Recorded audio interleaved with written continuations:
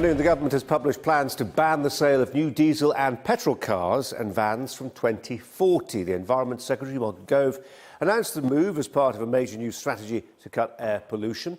But environmentalists say the plans fall short of proposals already suggested by the car industry. These are some of the details and the key proposals. The headline from the report is the banning of new petrol and diesel cars by 2040, 20 years away. By 2050, the aim is to remove almost all petrol and diesel cars, barring some exempted vehicles.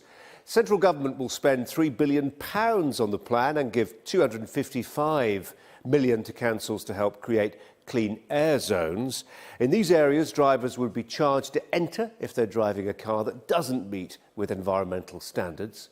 Councils may also change the layout of roads, getting rid of things like speed bumps and building new cycle routes to cut emissions. Air pollution contributes to the deaths of more than 40,000 people a year in Britain, with nitrogen dioxide being a particular problem. Well, those are at least the bare bones of the plans. Are they realistic? Let's go live to Bristol. Becky Williams is talking to drivers there. Becky. Dealership, you can see at the moment this is the electric charging point. Many cars making the most of that, and they certainly sell electric cars here as well.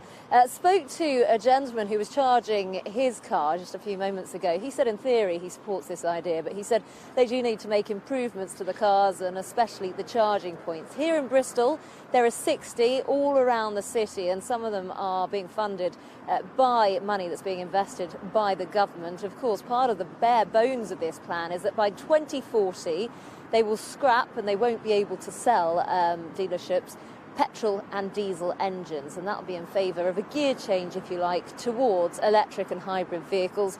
Of course, the whole point to make us a greener planet, if you like. It's not just here in the UK that they are considering these plans, also in places like Germany, the Netherlands and also India. One other thing I want to pick up on is they could charge diesel drivers from 2020 extra money to use roads like the M32 and the M4, of course the M32 here in Bristol, because they are very congested, and they've highlighted about 80 roads actually that are polluted and have a lot of congestion on them.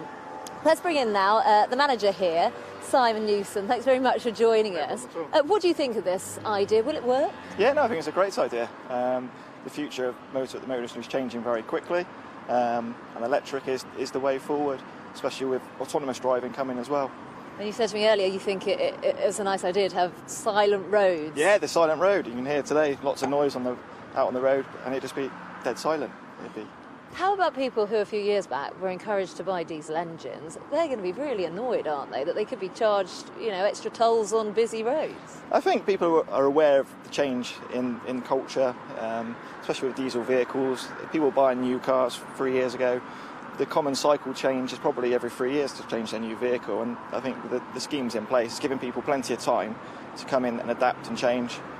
And how about the gentleman who was here earlier? He said that there need to be improvements made to electric cars because at the moment, they're not feasible. Well, there's a lot of common misconceptions with electric vehicles, charging, infrastructure and range, and all of those are being worked on daily, and there's been rapid improvements across all of those over the last couple of years.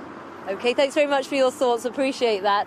We are in Bristol, of course, at the moment, a city where there are a lot of electric vehicles. Even the local council here is changing its fleet to have electric cars. And like I say, around 60 charging points across the city. Rebecca, thanks so much.